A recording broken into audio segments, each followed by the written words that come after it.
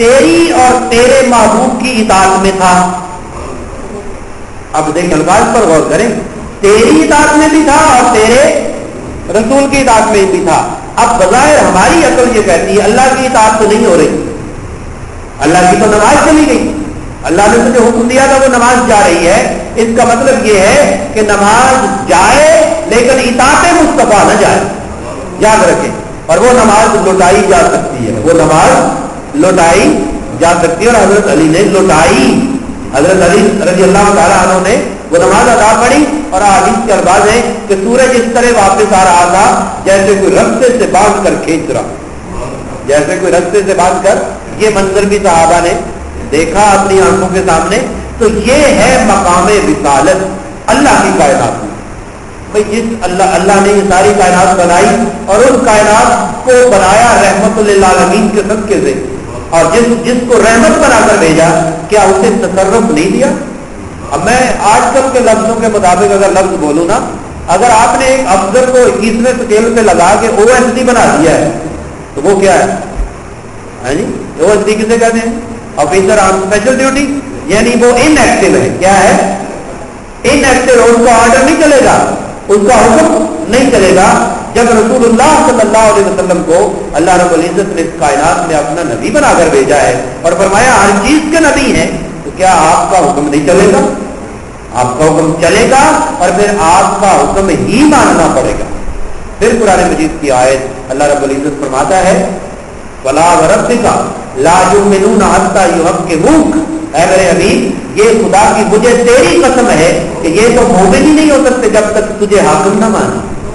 تو حاکم کا حکم بھی ہوتا ہے کہ نہیں ہوتا؟ حاکم کا حکم ہی تو ماننا ہوتا ہے. ویسے تو حاکم لوگ بنے پھرتے ہیں, آپ مانیں یا نہ مانیں یہ الگ بات ہے. یاد رکھیں, جب نبی کے حکم کو نہیں مانا, آپ کے امر کو نہیں مانا, آپ کے نہیں کو نہیں مانا, آپ کی سیرت کو نہیں مانا, تو ہم نے پھر کچھ بھی نہیں مانا. پھر ہم کچھ بھی ہو سکتے ہیں لیکن پھر ہم رسولی اور مسلمان نہیں ہو سکتے. تو یہاں تک یہ بات واضح ہو جانی چاہیے ہمارے ذہنوں میں کہ اللہ اور اس کے رسول کی اطاعتیں مستقل ہیں, ذاتیں دو ہیں, اطاعت ایک ہے. یاد رکھیں اطاعت. اور پھر یہاں بڑی محبت کی بات یہ ہے کہ اللہ نے قرآن مجید میں کہیں یہ نہیں فرمایا کہ جس نے اللہ کی اطاعت کی اسی نے رسول کی اطاعت کی. ایسی کوئی آیت قرآن میں نہیں. جس نے اللہ کو مان لیا بس کافی ہے, ایسی کوئی آیت قرآن میں نہیں. ہاں, جو آیت میں سنا چکا ہوں, اللہ نے فرمایا جس نے میرے مصطفیٰ کو مانا ان کی اطاعت کی اسی نے میری اطاعت کی. یہ آیت ضرور موجود ہے. اور اب آپ دنیا میں انالیسس کر لیں, پوری تاریخ کا انالیسس کر لیں, اور آپ کو پتہ چلے گا اللہ کو ماننے والے کافر ہیں. اللہ کو ماننے والے بولیں کافر ہیں. رسول اللہ کو ماننے والا ایک بھی کافر نہیں. رسول اللہ کو ماننے والا ایک بھی کافر دنیا میں نہیں ہے. کیوں؟ جو رسول کو مانتا ہے خدا کو پہلے مانتا ہے. کیا کہہ رہے ہیں؟ رسول کی بات کو مان کر ہی تو خدا کو مانتا ہے. رسول توحید تو خبر ہے, توحید تو خبر ہے, مخبر میرے مصطفیٰ ہیں. ارے جس نے توحید خبر کو مانا اس نے مخبر کو کیوں نہیں مانا؟ رسول کو مان کر ہی تو بندہ مسلمان ہوتا ہے. اور آج تک کوئی ایسا بندہ ایسا کافر نہیں ہوا کہ جو رسول اللہ کو مانتا ہو خدا کو نہ مانتا. ایسی بات نہیں ہے. عیسائی کیوں کافر ہے؟ خدا کو تو مانتے ہیں. یہودی کیوں کافر ہے؟ خدا کو تو مانتے ہیں.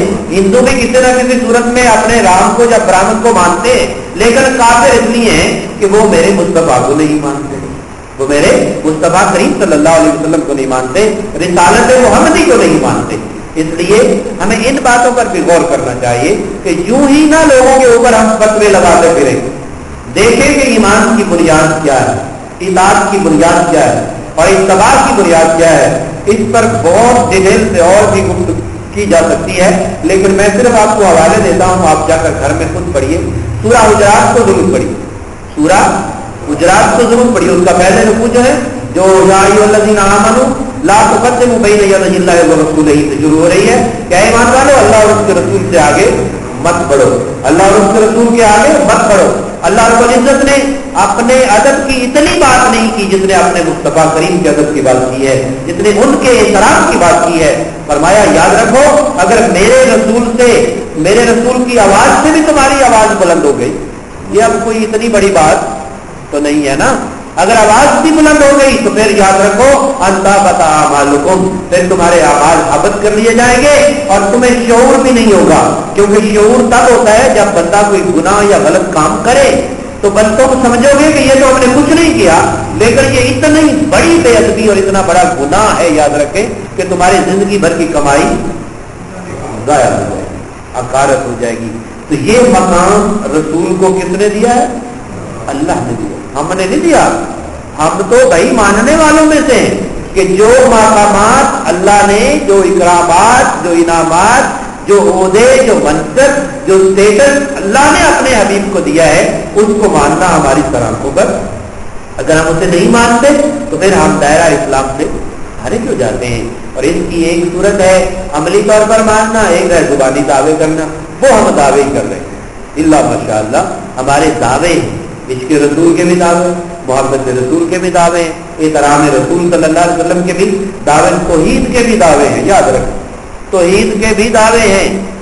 ہم جو لکھ کر لوگوں کو پڑھا رہے ہیں، تبلیغیں کر رہے ہیں، ہماری زندگی اس جیسی نہیں ہے. اگر کوئی شخص یہ حدیث پیش کرتا ہے کہ حضور صلی اللہ علیہ وسلم نے فرمایا ابو بکر اگر تیرے جوتے کا تسمہ بھی ٹوٹ جائے تو کس سے مانگو؟ جی کس سے مانگو؟ حدیث ہے کہ نہیں ہے؟ مجھے کوئی ابو بکر صدیق جیسا دکھا دو. یہ حضرت ابو بکر صدیق کو فرمایا ہے جن کا اپنا مقام بہت بڑا.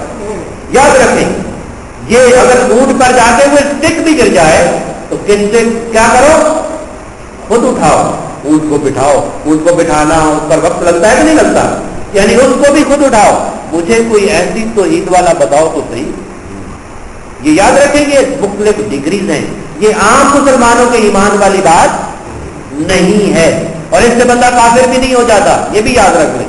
اگر میں کسی سے لائسنس مانگ رہا ہوں، کسی سے کچھ مانگ رہا ہوں تو اس سے بندہ کافر. یہ تو ابو بکر صدیق کے لیے ہے جن کا مقام یہ ہے کہ جب حضور صلی اللہ علیہ وسلم نے جہاد کے لیے فنڈ ریزن کی بات کی تو گھر کا سارا سامان لے کے آ گئے.